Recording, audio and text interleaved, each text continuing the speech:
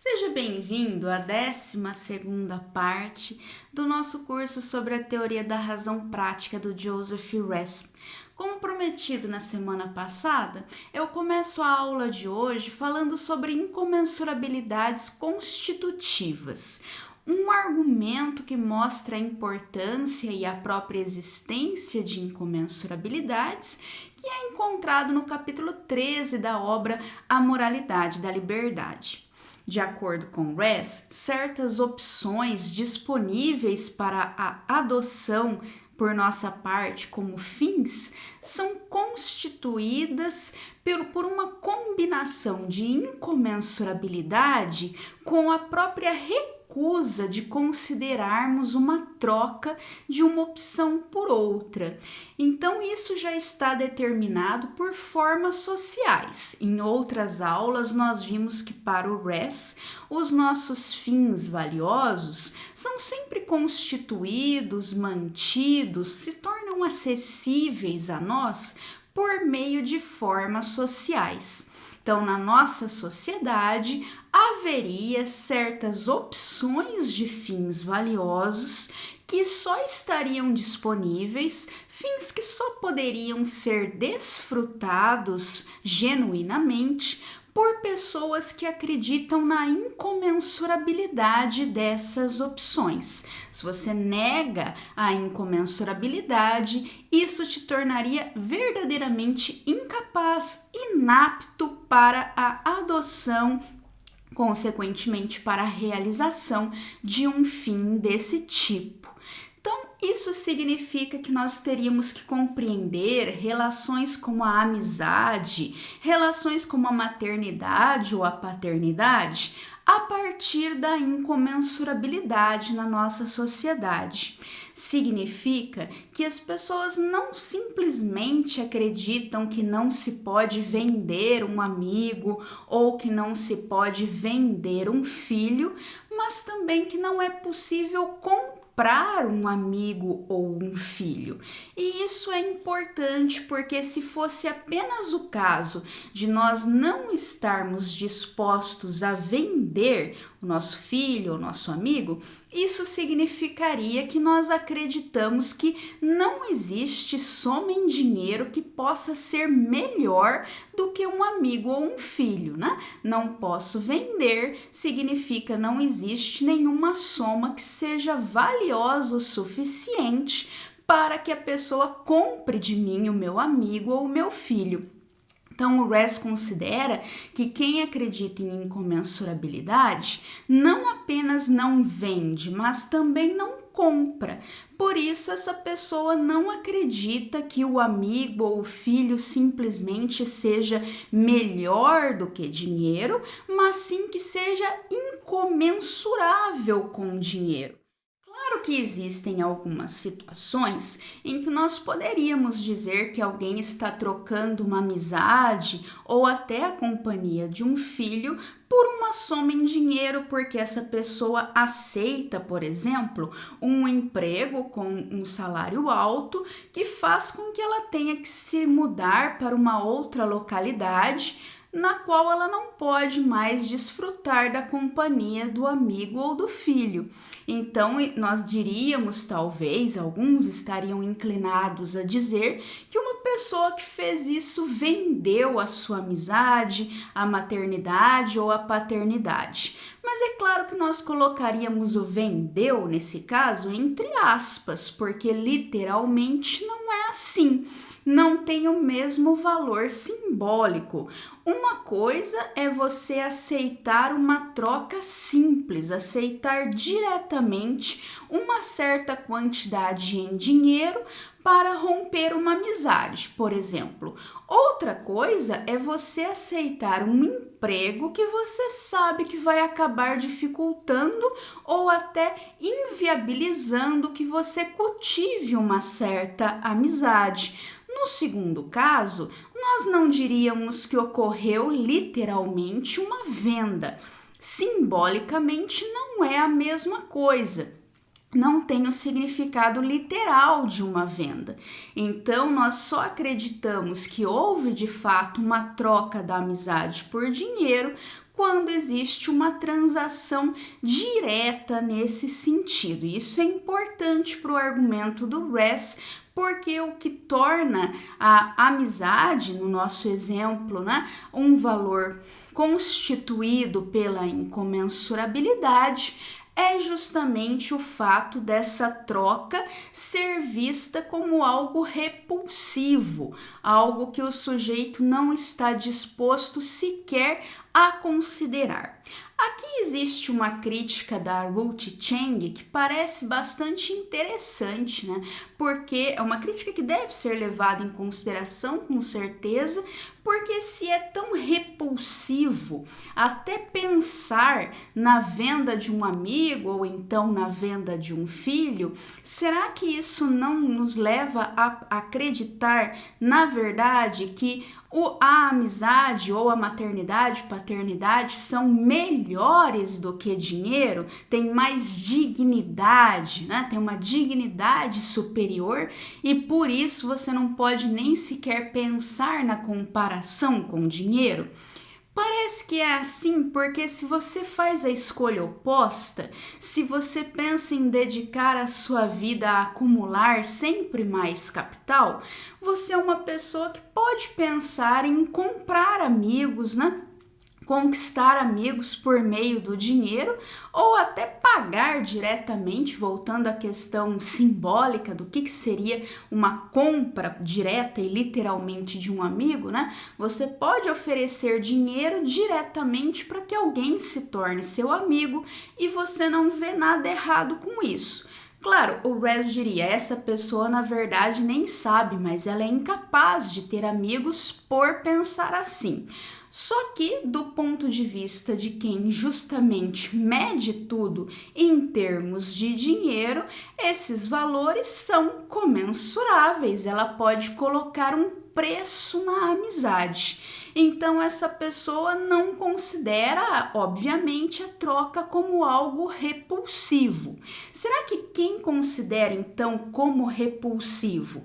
Aquele que, na visão de Res, está capacitado, está verdadeiramente apto a ter amigos, aquele que não aceita essa proposta, digamos assim. De um lado, você tem a pessoa que faz a oferta em dinheiro para comprar o amigo. Do outro lado, tem aquele que fica indignado com isso e não aceita essa proposta. Será que aquele que ficou indignado, então, em vez de considerar que a troca não pode ser feita porque não existe como estabelecer uma comparação entre as duas coisas, não está, na verdade, pensando que a amizade tem uma dignidade tão grande que ela não pode ser colocada à venda, que não se pode colocar um preço na amizade em função da dignidade que essa relação tem?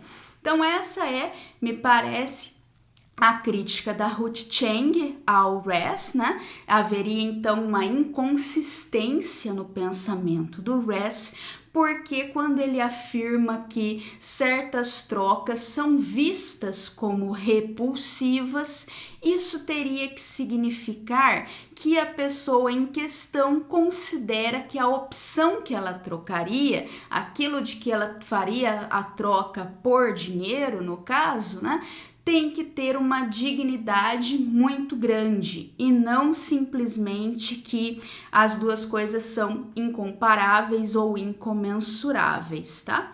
Bom, claro, tem uma passagem no capítulo 13 que sugere uma resposta para esse tipo de objeção. Se o que está em discussão é, será que a amizade é melhor do que dinheiro ou a amizade é incomensurável com dinheiro, né? O Res considera em certa passagem do capítulo 13 da Moralidade e da Liberdade que uma pessoa razoável, se refletisse, acabaria admitindo que a vida de quem abre mão da possibilidade de cultivar amizades para acumular capital, para ter uma carreira mais bem-sucedida do ponto de vista financeiro, não é uma vida pior. Essa pessoa, é claro, o Rez ainda diria, está se tornando inapta para cultivar amizades. Ela tem uma limitação, ela tem uma privação. Só que ela também está enriquecendo a vida dela em outros sentidos. Ela está reforçando certas áreas da vida dela às custas do empobrecimento de outros tantos aspectos, outras tantas dimensões da sua existência. Então, o Rez diz que uma pessoa razoável, julgando essa situação, não diria que essa pessoa fez uma escolha de vida, uma escolha de forma de vida inferior. Simplesmente não daria para nós estabelecermos uma relação de comensurabilidade entre a vida dessa pessoa e a vida de alguém que prefere cultivar mais a sua vida social, que prefere se dedicar à família e os amigos.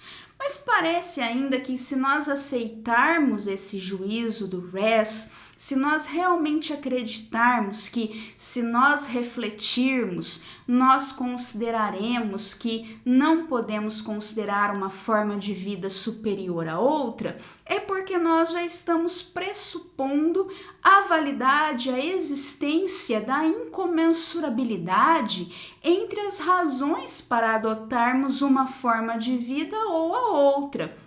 Então, esse apontamento dele de que pessoas razoáveis se refletem, não condenam aquele que escolhe mais dinheiro em vez de amizade na vida como uma pessoa irracional, esse juízo já pressupõe o próprio argumento dele, a aceitação desse argumento de que o que constitui a amizade é a incomensurabilidade e não uma crença em que ela tenha uma dignidade superior, que ela seja melhor do que qualquer soma em dinheiro.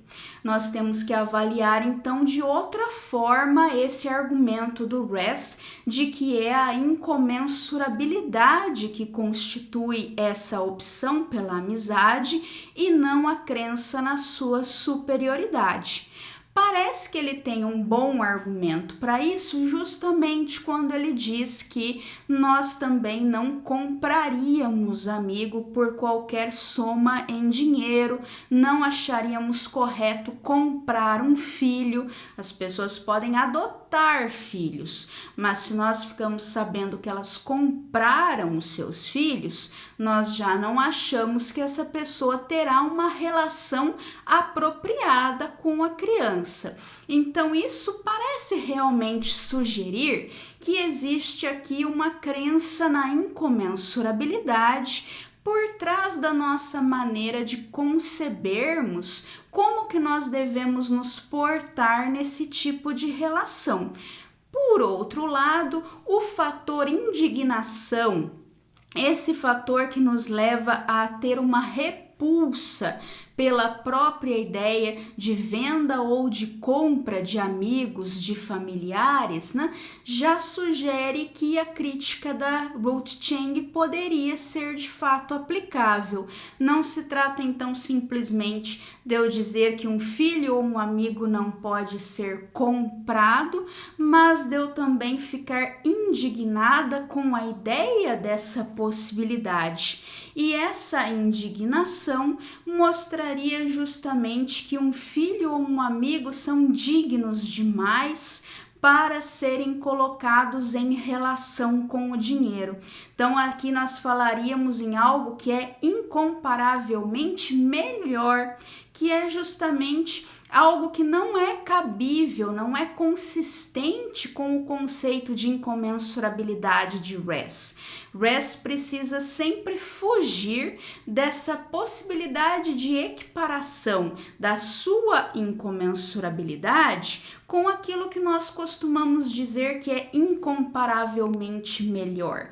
porque esse modo de falar supõe justamente uma comparação entre dois valores e a existência de uma resposta certa, uma determinação pela razão sobre qual dos valores deveria ser escolhido.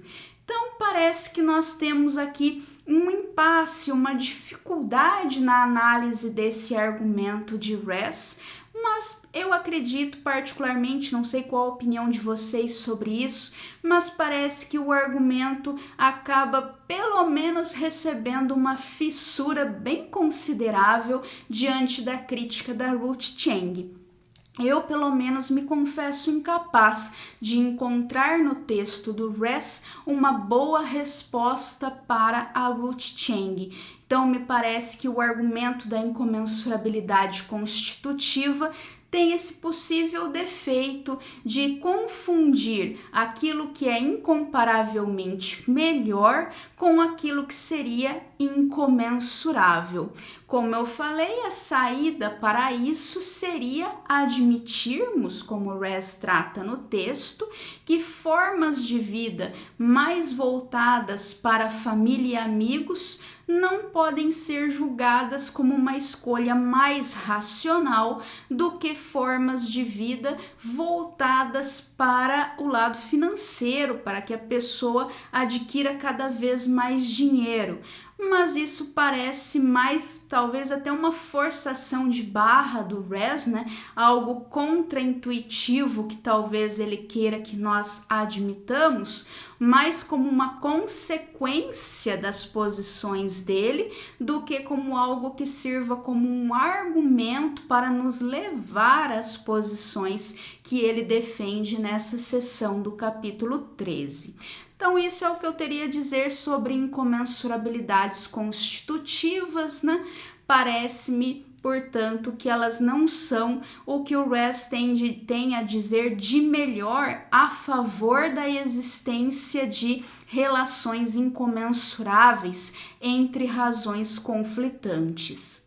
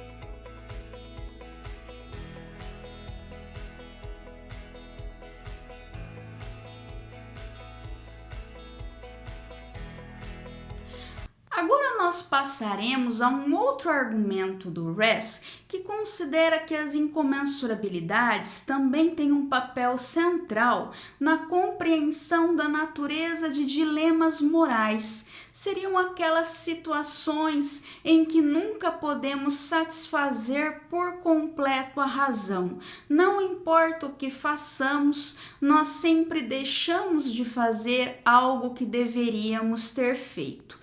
Existem duas situações possíveis aqui no capítulo 13 da Moralidade da Liberdade sobre dilemas morais. Então, numa primeira situação, Existe uma opção melhor, não existe incomensurabilidade.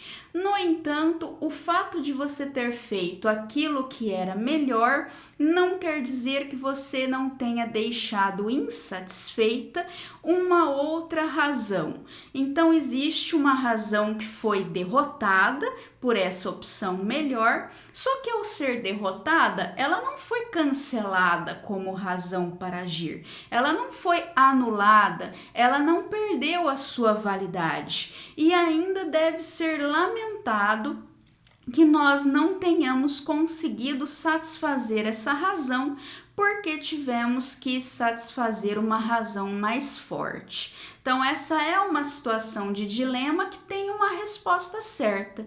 Mesmo tendo uma resposta certa, em outras palavras, ainda é um dilema, porque a razão derrotada ainda faz com que eu tenha algo a lamentar nessa situação.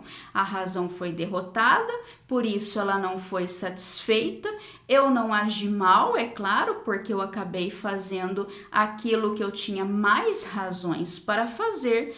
Por outro lado, eu não consegui fazer tudo que eu tinha razões para fazer, então eu também não posso dizer que eu agi completamente de uma forma satisfatória perante a racionalidade. Mesmo é claro que isso não seja culpa minha. Não quer dizer aqui que os dilemas morais são sentidos como dilemas, porque eu me sinta responsável por estar em um dilema. É muito mais a vida, né? Muito mais frequentemente são as circunstâncias da vida, do mundo como ele é, que nos coloca em uma situação de dilema, que é essa situação em que eu tenho que deixar de fazer aquilo que eu tenho boas razões para fazer, aquilo que eu deveria ter feito, porque do contrário eu ainda acabaria transgredindo um dever maior ainda, um dever ainda mais forte. Então essa é a primeira situação de dilemas morais, a situação em que existe uma opção superior para a escolha. Já a segunda situação seria aquela em que uma razão não é derrotada e nem derrota a outra.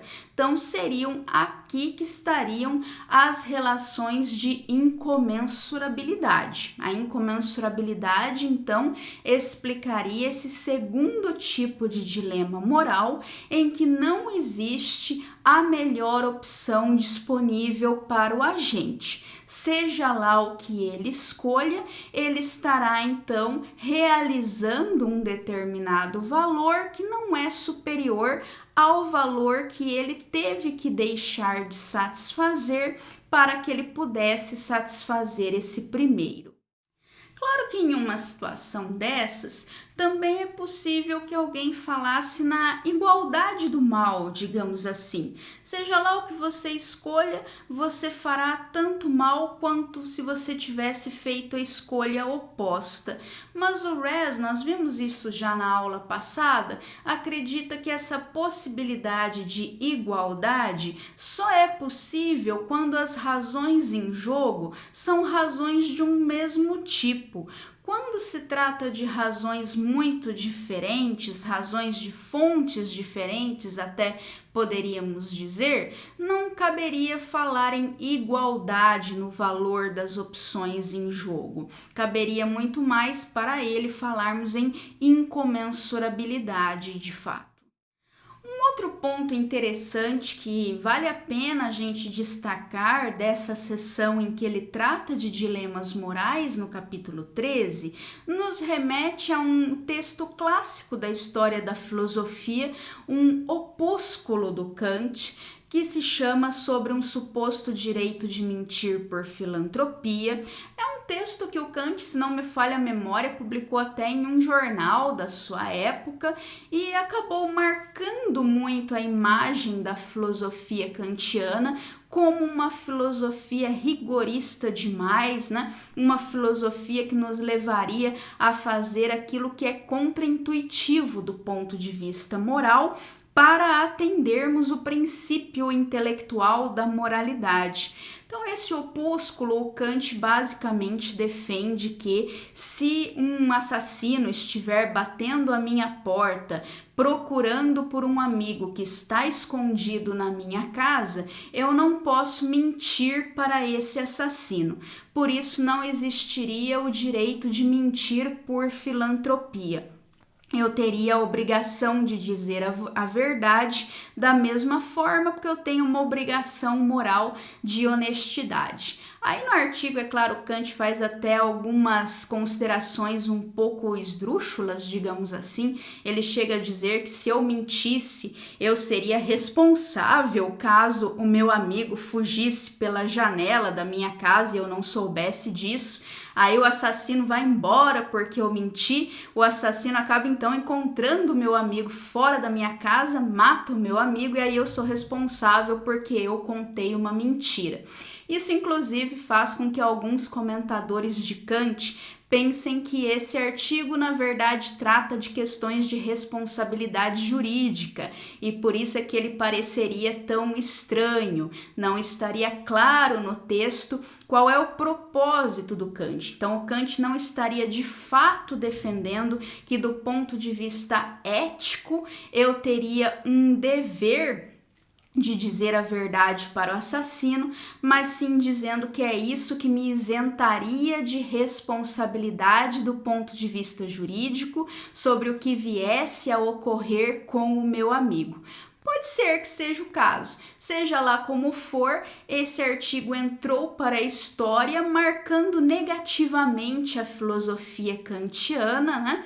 E parece que é esse artigo que o Res tem em mente em certa passagem do capítulo 13, em que ele diz que nós não devemos confundir os dilemas morais com situações em que é certo fazer aquilo que normalmente seria errado.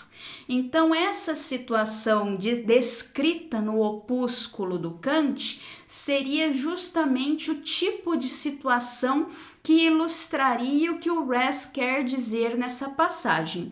Normalmente é errado mentir, mas em certos contextos, como nesse contexto específico de um assassino estar procurando alguém que eu sei onde está, então nesse contexto, mentir é a coisa certa a fazer. O certo e o errado, então, teriam essa variação contextual, contextos extraordinários, contextos que fogem da normalidade, também acabariam normalizando, então, do ponto de vista moral, certas ações que normalmente seriam ações reprováveis, né?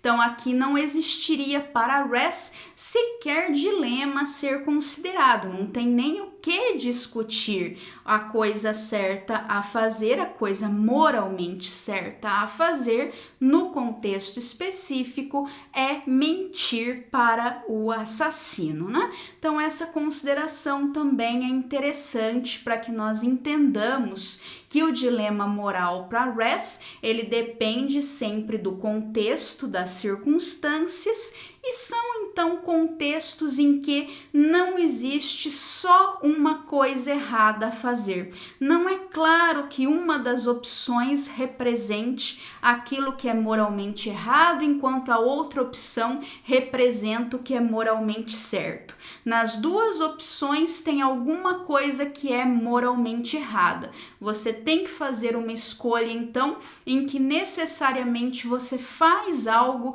que tem algo de moralmente errado. Por isso se trata de um dilema. E como eu falei anteriormente, em alguns tipos de dilema existe o mal maior, mas para Res nem sempre é assim, porque também existiriam os dilemas marcados pela incomensurabilidade, que seriam justamente aqueles dilemas em que não faria sentido dizer que um dos males em jogo é o mal maior, mas também não seriam males iguais, justamente porque as razões em conflito não são razões do mesmo tipo, não são razões derivadas de uma mesma fonte. Ainda no capítulo 13, o Raz faz uma ponte com o capítulo 12, que foi sobre o bem-estar, nós falamos bastante já sobre ele no curso, dizendo que o dilema afeta adversamente o bem-estar do agente, exatamente porque ele precisa fazer algo que é desprovido de valor, ele precisa destruir, na verdade, algum valor com a sua ação. Por isso, o bem-estar do agente é adversamente afetado. Parece que o nosso bem-estar é adversamente afetado, então, pela falha de conformidade com uma razão, né? Uma razão que, como eu falei há pouco, não é cancelada, não é anulada, não é invalidada pelo dilema, ela simplesmente deixa de ser satisfeita. Eu não consigo me conformar com ela, eu deveria me conformar com ela, isso representa uma falha inevitável e por isso o meu bem-estar é adversamente afetado. Por isso essa situação é, como ele dirá alguns anos depois, uma situação desafortunada. Então aqui parece que já está em jogo o que ele viria a chamar posteriormente justamente de princípio da conformidade. Ele cita esse princípio em um artigo chamado Reasons in Conflict. Esse artigo foi publicado em um livro sobre conflitos práticos de 2004 e depois ele aparece como o capítulo 9 da obra do Raz que se chama From Normativity to Responsibility, que é uma obra publicada em 2011. Então, nesse artigo, o Raz explica o princípio da conformidade, que é um princípio que exige que se nós não podemos satisfazer aquilo que temos razões para fazer, devemos nos aproximar o máximo disso. Se você não pode realizar a melhor opção, então você tem que fazer a segunda melhor opção.